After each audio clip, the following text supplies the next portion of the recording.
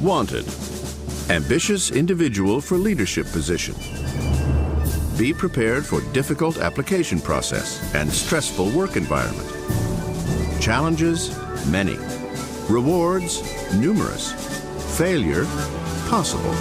Your employer, the American people. The few chosen have been the presidents.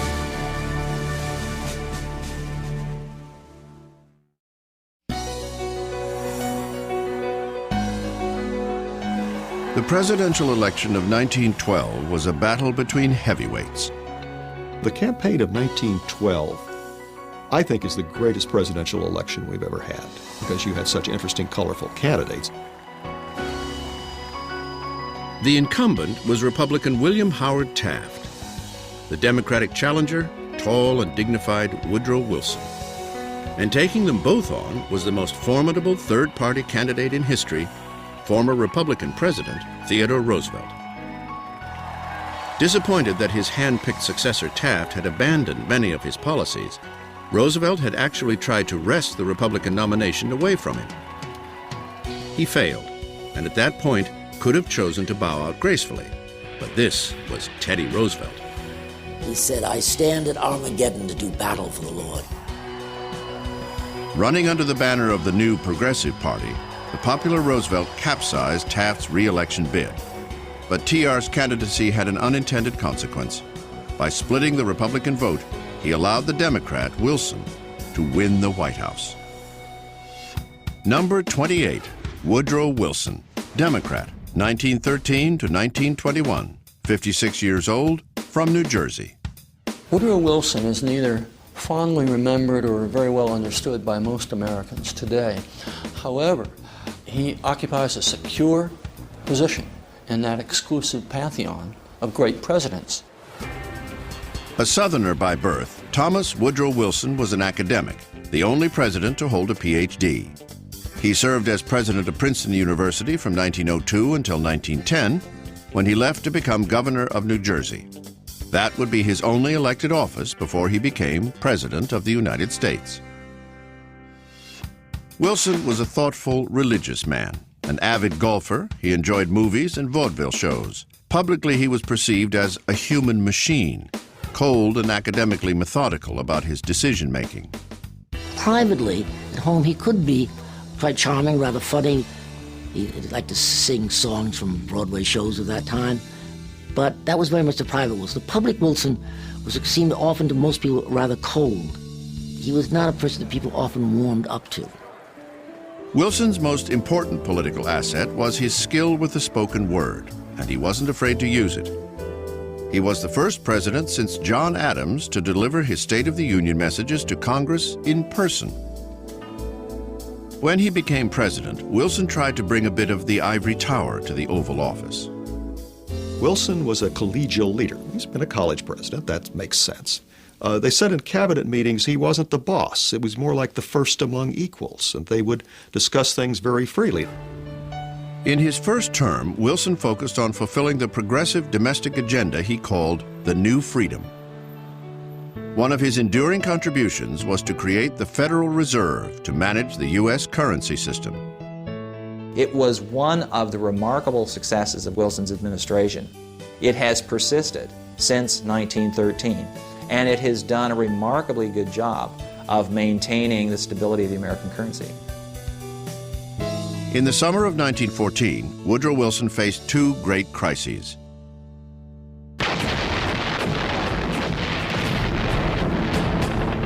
Just as the guns of August signaled the start of World War I in Europe, the president's wife, Ellen, died of a kidney ailment.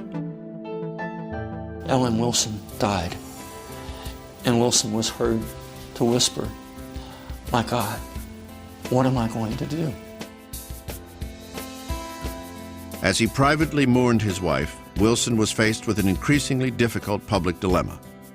Most Americans wanted nothing to do with the Great War in Europe, so Wilson pledged neutrality. But that was problematic, especially with German submarines targeting British passenger ships that often carried American civilians across the Atlantic. In one incident, the sinking of the Lusitania in 1915, 128 Americans were killed. Despite public outrage over the Lusitania, most Americans wanted Wilson to keep his head, which he did, and save him from Europe's awful mess. They simply did not think that this was America's fight. In 1915, 17 months after his wife died, Wilson remarried. His bride was a Washington widow named Edith Bowling Galt. The following year, he was narrowly re-elected as president, making him the first Democratic incumbent to win re-election since Andrew Jackson in 1832. With Germany declaring early in 1917 that American shipping would no longer be spared the wrath of submarine warfare, it would be a challenging second term for the domestic-minded president. Wilson remarked to a friend, "It would be an irony of fate if my administration were consumed by foreign affairs." Well, it was, of course, a tragic irony of fate, that, of course, that is exactly what happens by the second administration. On April 2, 1917, Wilson asked Congress for a declaration of war against Germany. In this famous war message, he minted what would become an enduring theme in American foreign policy: the world must be made safe for democracy. I shall bring peace and safety to all nations and make the world itself at last free. That's how he ended the speech. It was really one of the great speeches in American history. From the beginning of America's involvement in the war, Wilson was focused on his vision for the peace. And central to that vision was his idea for the League of Nations, an international body that could settle disputes without bloodshed and bring an end to war. The League would become his great obsession. As a war president, Wilson mostly kept his hands off and let U.S. Army General John Blackjack Pershing take care of the details. John J. Pershing said that Woodrow Wilson gave him only one order: maintain a separate American army. Wilson had brought the United States into the war late and for our own reasons.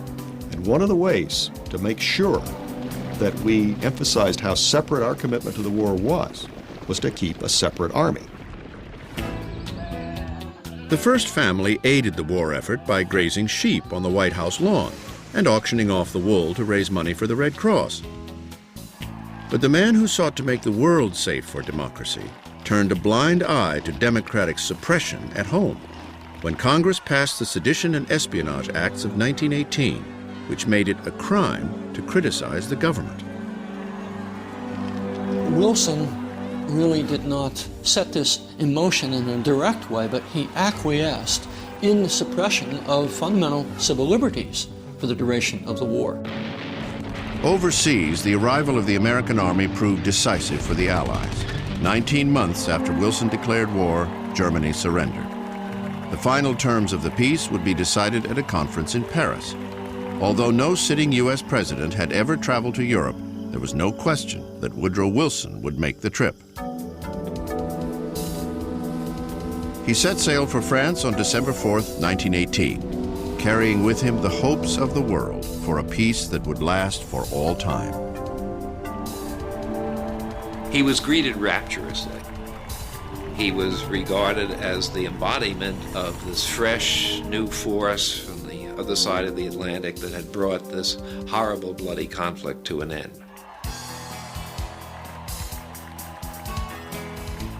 He went to Paris, to London, to Rome. Children threw roses at his feet. Millions of people turned out to see him. He was the hero, the savior out of the West. Wilson had to make many compromises in Paris, but when the treaty was finally signed at the Palace of Versailles, he had gotten what he wanted most: a provision for the establishment of the League of Nations.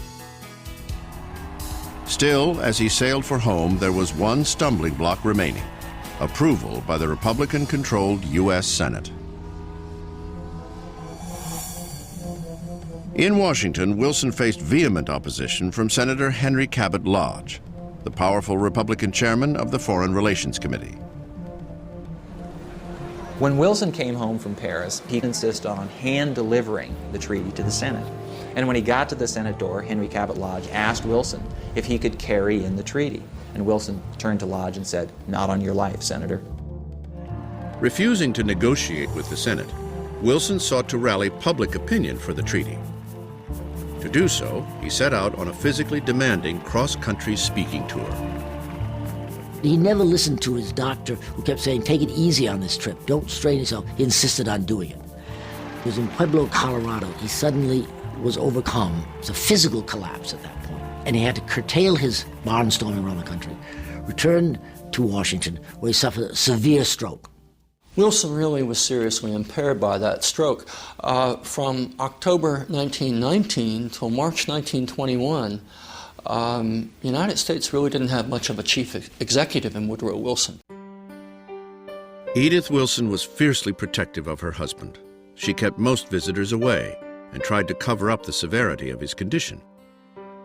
She also took it upon herself to relay important matters of state to the president and report back on what Wilson was thinking. For the 18 months remaining in the presidency, one could almost say that indeed Mrs. Wilson was a kind of president. It was an extraordinary moment in American history. Wilson's illness clearly contributed to the political gridlock that spread over the Capitol at this terribly crucial moment with the League and the treaty at stake. On March 19, 1920, the ailing president was informed that the treaty, and therefore the League of Nations, had met its final defeat in the Senate. He replied, "They have shamed us in the eyes of the world." Wilson's failure to compromise had far-reaching implications. Without U.S. support, the League of Nations proved ineffective, setting the stage for another generation to fight another world war. I happen to think if Wilson had been healthy, he would have given enough ground so that the Senate would have had to go along with the Treaty of Versailles. The United States would have joined the League of Nations, and the course of world history over the next 20 years might have been materially different. Despite his failure to get the treaty ratified, Woodrow Wilson had succeeded in laying the cornerstone for a new relationship between America and the world. That idea of what the proper role of the United States vis-a-vis the world ought to be, Wilson really is the first president to grapple with that whole set of problems and ideas. And, we're still trying to sort that out today. Woodrow Wilson appeared on the $100,000 bill, the largest American denomination ever printed. Never circulated, it was only used by the Federal Reserve and the Treasury Department.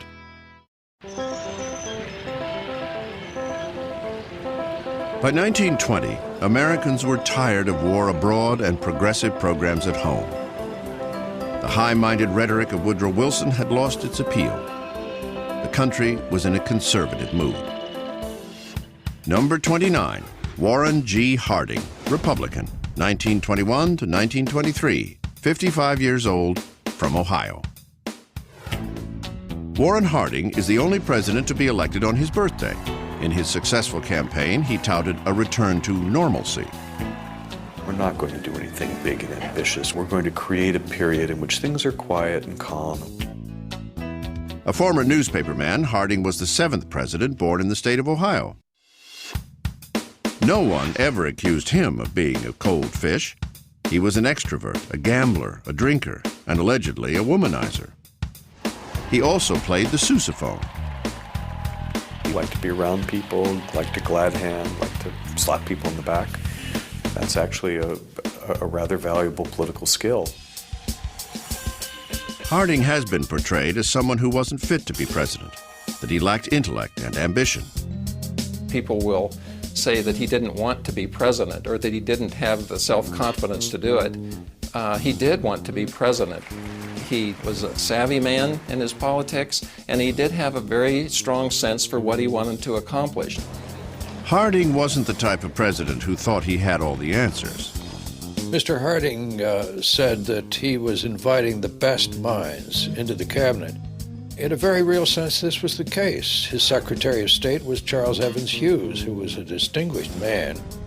His Secretary of Commerce was Herbert Hoover. This was a good cabinet.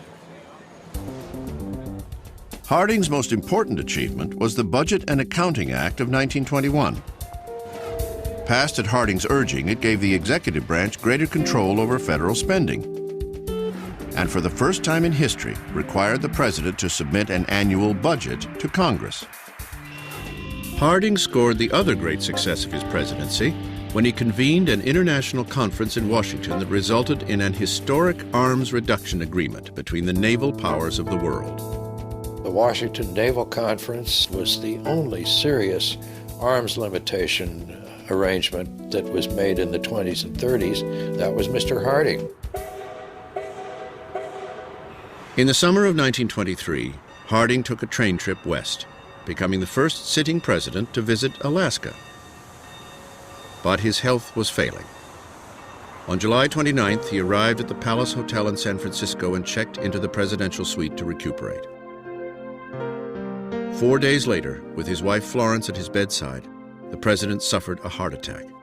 Florence pleaded with the doctors to save him, but it was too late. Harding was dead. Those people who have any image of Harding at all remember him as a kind of joke, and certainly as a failure. It would be hard for such people to understand the enormity of the response to Harding's death. It would be a short-lived period of grief and reverence. Less than a year after his death, several scandals came to light that forever shattered Harding's image. The most significant scandal involved Harding's Secretary of the Interior, Albert Fall. He was accused of improperly leasing Navy oil reserves at Elk Hills, California, and Teapot Dome in Wyoming to a pair of wealthy oil men in exchange for an illegal kickback. Teapot Dome, as the affair came to be known, was the most infamous presidential scandal prior to Watergate. I don't know of any evidence that Harding actually was complicit in these scandals or that he personally benefited from them, but he certainly was guilty of appointing mediocre, not very honest people to very significant positions. Harding's reputation was further tarnished by the publishing of two scandalous books. One insinuated that the president's wife, Florence, had poisoned him. Another was written by Nan Britton, a woman who claimed to have had an affair with Harding and given birth to his daughter. These sensational tales were dubious at best, but widely believed at the time. Today, Harding is remembered more for the scandals that swirled around him, both real and imagined, than anything else. One historian who has re-examined Harding's record thinks history has been particularly unfair to our 29th president. He was a good president, even verging on an excellent president. His great tragedy was that physically he was unable to live out his term. He was good with the Senate. He was good on foreign affairs. He was good with the budget. And I ask, what more do you wish? When President Harding died, Vice President Calvin Coolidge was at his father's home in rural Vermont. Coolidge's father, a justice of the peace, swore him in by lantern light over the family Bible. Number 30, Calvin Coolidge, Republican, 1923 to 1929, 52 years old, from Massachusetts. He was a kind of cramped, somewhat mean-spirited, not very sociable or genial man. Before being tapped as Harding's vice president, Coolidge had been a lawyer and governor of Massachusetts. The man they called Silent Cal was indeed quiet, and when he did speak, it was in a high, nasal voice. Despite claiming that his only hobby was running for office, Coolidge was an avid fisherman. He also had a dry New England wit. There's a story of him at a state dinner, and a woman sitting next to him trying to engage him says, I'll bet you, Mr. President, that I can get you to say more than 2 words in the course of this evening. And he turned to her briefly and said, you lose. Coolidge had a novel way of getting exercise by riding this mechanical horse in his White House bedroom. The president would ride it before dinner in the evening. He would ride the horse and get all sweaty, get off the horse, and go down and eat. History hasn't recorded whether the president preferred to gallop or trot. Although normally stoic, Coolidge was always game to play dress-up for a good photo opportunity. In 1924, less than a year into his presidency, voters were content to keep cool with Coolidge by electing him to a full term of his own. On March 4th, 1925, he was sworn in by Chief Justice William Howard Taft, the first time in history an ex-president gave the oath of office to a president. During his administration, Coolidge kept a tight rein on the federal budget. He used his veto power to kill pay raises for postal workers and bonuses for World War I veterans.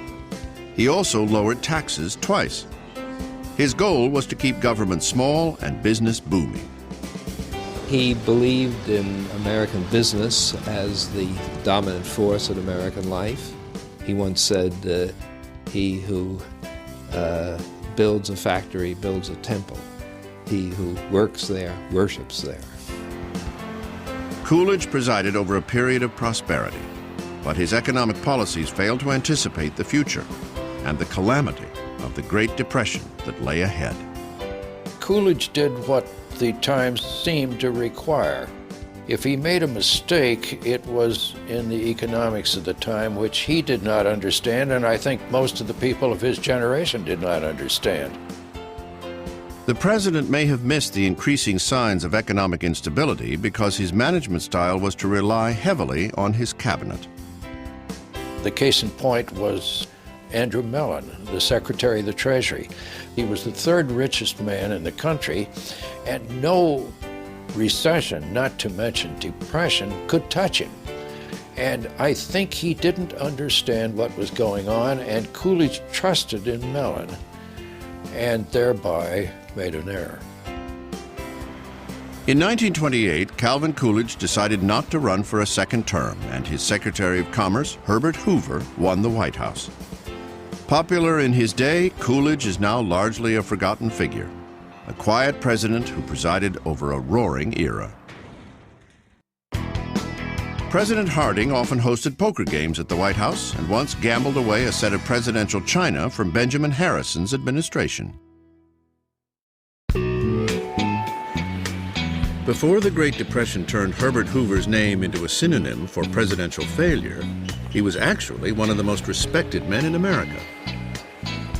After the outbreak of World War I, Hoover had organized a relief effort that saved millions from starvation in war-torn Belgium.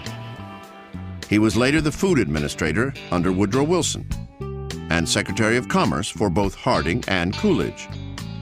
History has badly blighted his reputation because he had the huge misfortune to be in office during the Depression. Hoover was elected president in 1928 because he was universally understood as probably the largest public figure of the entire preceding decade. Number 31, Herbert Hoover, Republican, 1929 to 1933, 54 years old, from California. Hoover was the first president born west of the Mississippi. Orphaned as a boy in Iowa and taken in by relatives on the West Coast, Hoover was a shy loner with a tendency toward melancholy. After graduating from Stanford, he built a successful mining company that made him a millionaire. Like many presidents, fishing was his favorite pastime. And then there was Hoover Ball.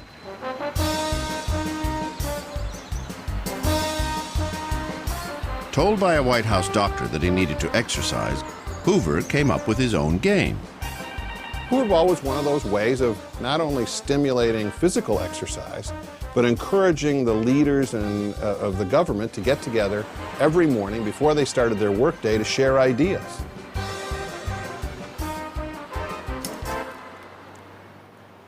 Hoover was often seen as a big business Republican who didn't relate to the common man. He wore those stiff double-breasted suits and the big high collar and so on.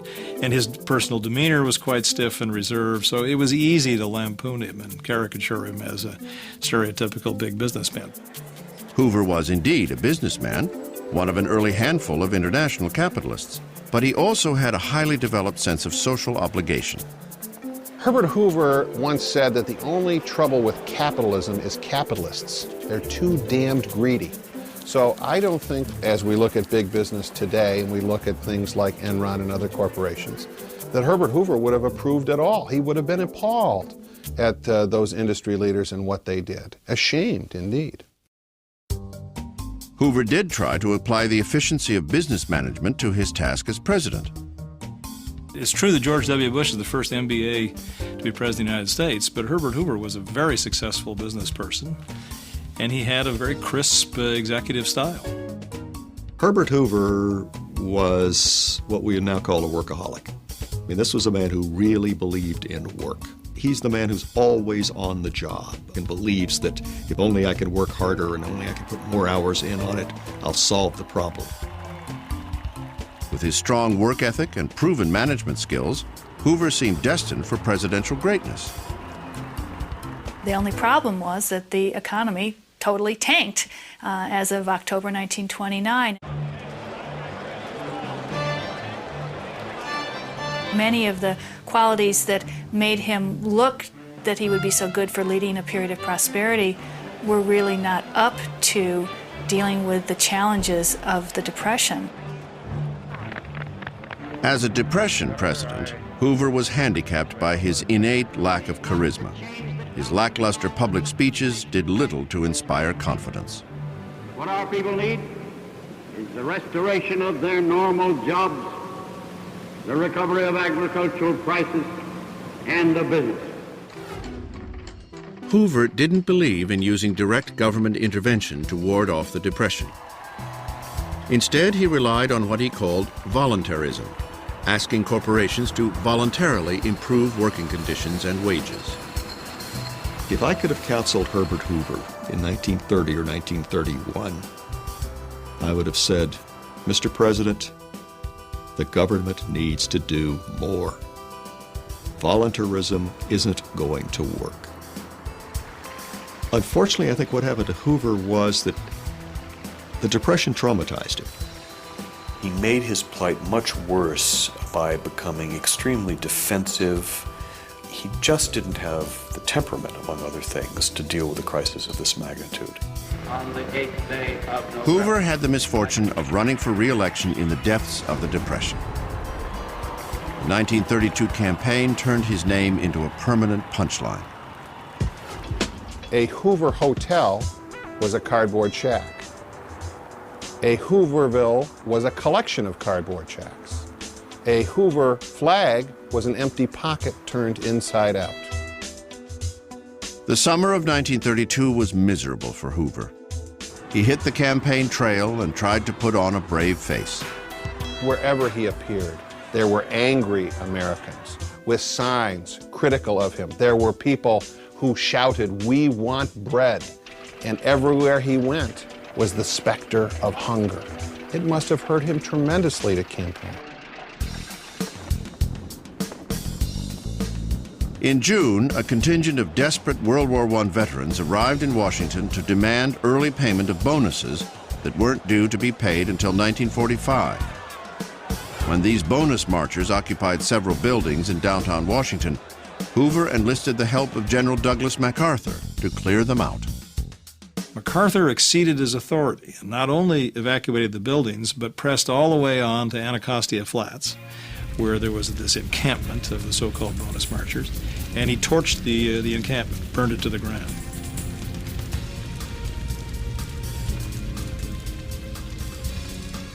MacArthur never took the rap for this. He exceeded his orders and exceeded his authority from President Hoover. Hoover took the blame for this politically, and this was, in a sense, the last nail in his political coffin. When Hoover's challenger, Franklin Roosevelt, heard about the debacle, he told an advisor, "This elects me." What Roosevelt offered was a sense of hope that even if today I don't have enough to eat, or even if today I don't have a job, it will be better tomorrow. Whereas it seemed that during Hoover's administration, it just wasn't getting any better. Still, some historians think that looking at Hoover through the prism of FDR is unfair. Imagine if somebody like FDR had been in office in 1929. You know, somebody, a real public charmer, glad-hander. By 1932, they would have been clamoring for somebody different, somebody who's not a politician, somebody who understands the economy, somebody like Herbert Hoover.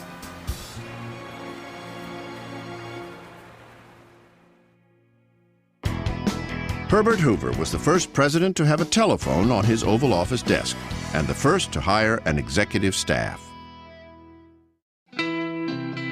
Intelligent but not brilliant, pampered from birth as the only child of aristocrats, and crippled by polio, Franklin Delano Roosevelt was hardly predestined for a rendezvous with presidential greatness. But his political flexibility and infectious charisma made him perfectly suited to meet the unprecedented challenges of his presidency. I pledge myself to a new deal for the American people. Number 32, Franklin Delano Roosevelt, Democrat, 1933 to 1945, 51 years old, from New York. FDR's difference from his predecessors was only a difference of degree, about 180 of them. FDR was the fifth cousin of Theodore Roosevelt. He was a C student at Harvard, enjoyed sailing and stamp collecting. Although he could be very private, FDR brought an easy charm to the White House. It must have been amazing to meet Franklin Roosevelt. Everybody talks about it, what a strong personality he had. Winston Churchill compared meeting him to opening your first bottle of champagne. He was a person of enormous personal charm, but so many of his contemporaries say that at bottom they didn't know what made him tick, what was really going on behind what they frequently called the actor's mask of his face. Mr. Roosevelt's daughter Anna said that he was very difficult to know, that no one really knew him. He was a loner. FDR was stricken with polio at the age of 39. He was virtually confined to the homemade wheelchair that he personally designed using a kitchen chair. During his presidency, the handicap was downplayed. He tried to be photographed standing, even though he had to lock these 10-pound leg braces to actually get in the standing position, and had to brace himself on something, a lectern or the arm of an associate. Clinging to someone's arm, he could disguise his painful steps. He also had a customized Ford that he drove with hand controls. In newsreels, he appeared to be an able-bodied man. What the newsreels wouldn't show was how he managed to get out of the car. He would have had to have been lifted out. All those images are kept from the public by choice of the media.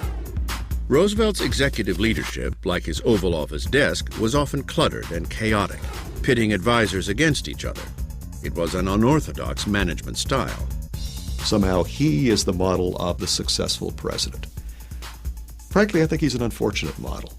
A notion that it's rather nice to have a certain amount of administrative chaos and have your subordinates competing with each other and fighting with each other because that's supposed to make things more creative.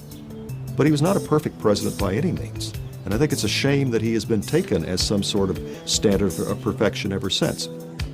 What looks to others sometimes like his messy management style of allowing too many people into the room and letting them all ventilate and so on, I think that's a mistake. I think this was part of his political genius, was to build a political house, if I can put it this way, where all those voices could be heard.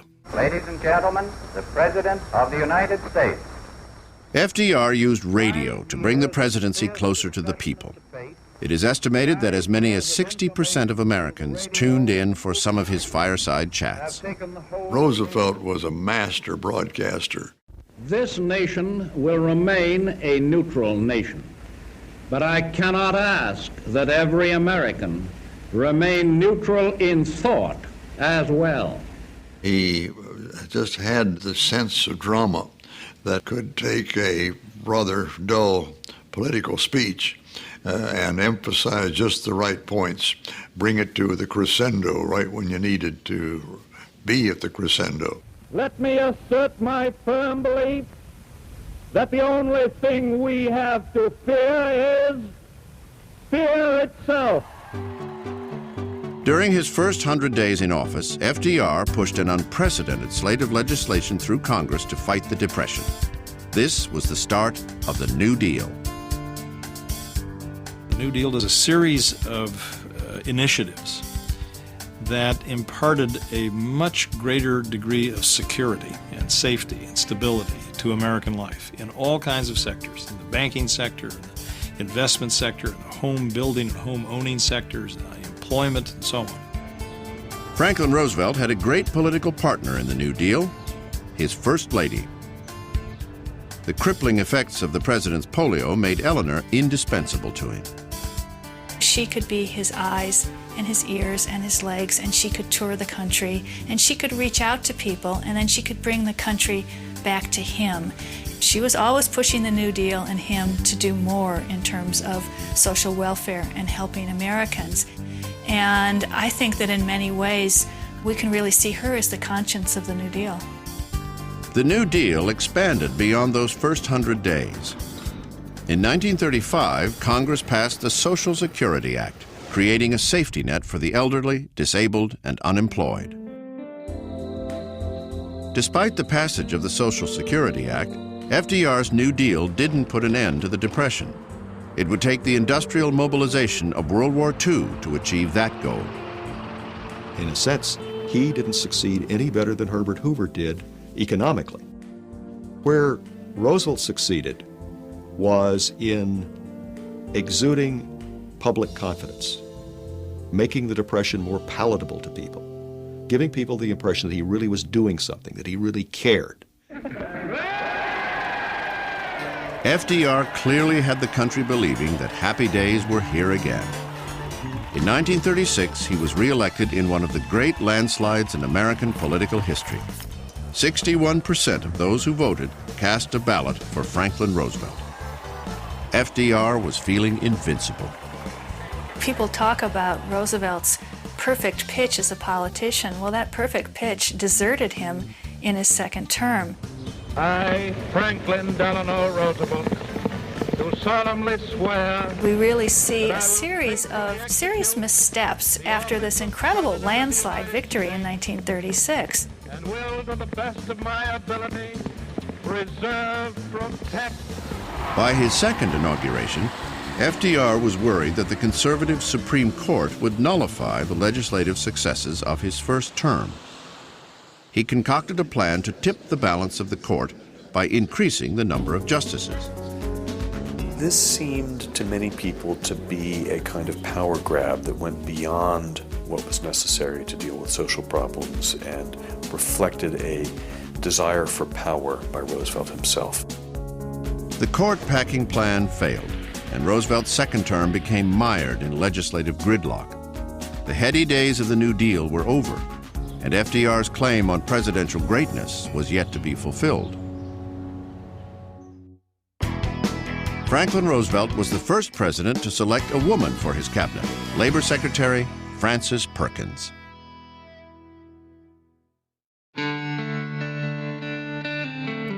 As Franklin Roosevelt began his second term, his overconfidence had caused a backlash in Congress. FDR's magic touch seemed to have worn off. It's only when the Second World War comes and he can sort of reconstitute himself as the leader of the people in a time of crisis that his presidency picks up steam again. As early as 1937, FDR saw war on the horizon. He worked to convince isolationist Americans that they might someday need to get involved. America hates war. What's interesting is to watch him sort of be half step, full step ahead of the population. He saw the war coming long before most Americans did. Yes, we are determined to keep out of war.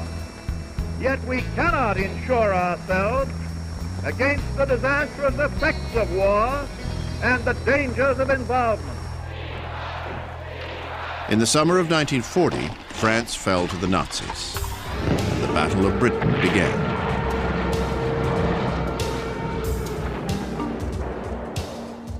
That November, FDR broke a precedent set by George Washington when he became the first American president to be elected for a third term. The scale and the nature of World War II made it, I suppose, all but inevitable that he would continue in this innovative way and in 1940 run for a third term and in 1944 run for a fourth term. Throughout 1940 and 41, FDR found ways to aid the Allies while remaining officially neutral.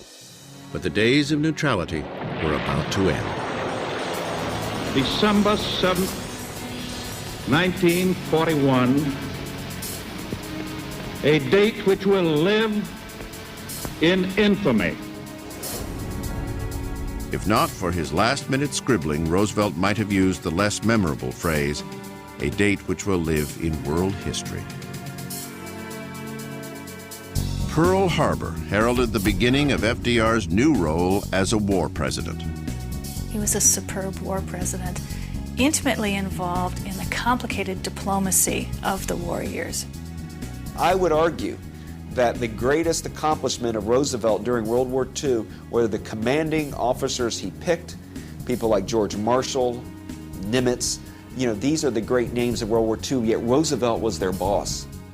Succumbing to anti-Japanese hysteria, FDR ordered the internment of more than 100,000 Japanese Americans on February 19, 1942. Their feeling was that the Western United States in particular was filled with Japanese Americans and that they couldn't fully be trusted. It's probably a low moment of the Roosevelt administration. Most historians have been quite critical of it. Roosevelt has also been criticized for his failure to respond to the plight of European Jews, who were facing extermination under Hitler's final solution. The White House knew about the Nazi concentration camps as early as November 1942. Yet Roosevelt made no extraordinary effort to help Jewish refugees.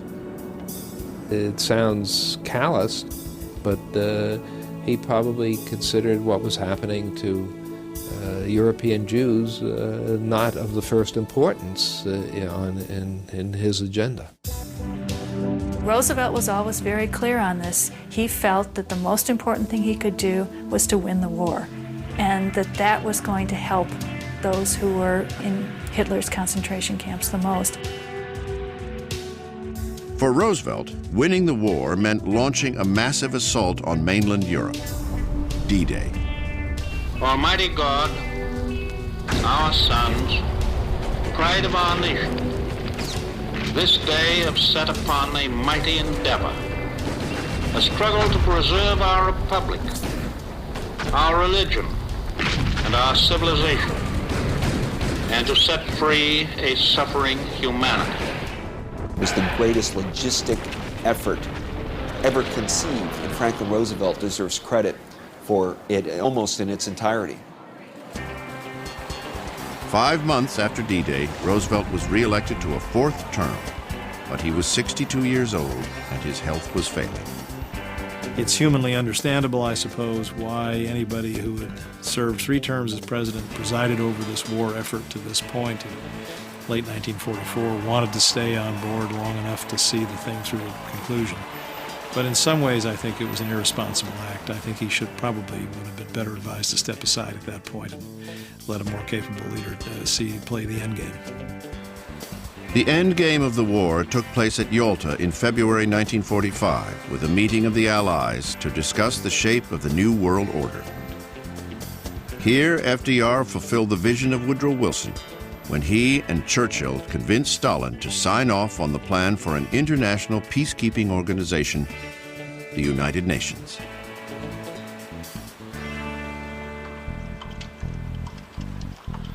On April 12, 1945, Franklin Delano Roosevelt died of a cerebral hemorrhage, bringing an end to the longest and one of the greatest presidencies in American history. To be ranked as a great president, you almost surely need some kind of crisis that you have to deal with. Roosevelt got handed not one but 2 crises of enormous proportions. He had the Depression in the 1930s, and he had a global war in the 1940s. And what is so unique about him is that he had the personal and political tools to excel in both of those crisis situations. I think the presidency of Franklin Roosevelt changed the presidency more than any other single presidency did in terms of the kinds of policies and actions that the government would now be willing to undertake, and it also changed it in the way in which it made the president himself a titanic figure in the mind of the nation in a way that had never been before. With his unusual alchemy of charm and arrogance, improvisation and political cunning, FDR changed the very idea of what it meant to be President of the United States. All future presidents would have to reckon with his legacy.